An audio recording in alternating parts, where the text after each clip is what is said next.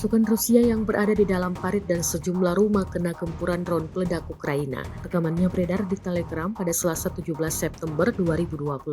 Sebelum diserang, pengintai Ukraina memata-matai pergerakan pasukan Rusia. Dalam keterangan unggahan disebutkan, UAV jenis Odin Ukraina membersihkan pasukan Rusia dari tempat berlindungnya. Pekerjaan tempur ini dilakukan oleh Brigade Terpisah ke-109 Pasukan Pertahanan Teritorial Ukraina. Drone meluncur akurat dan sukses mengenai pasukan Rusia, namun belum dirincikan total korban jiwa yang berjatuhan. Kendati demikian, rekamannya kini telah menuai berbagai komentar dari warganet.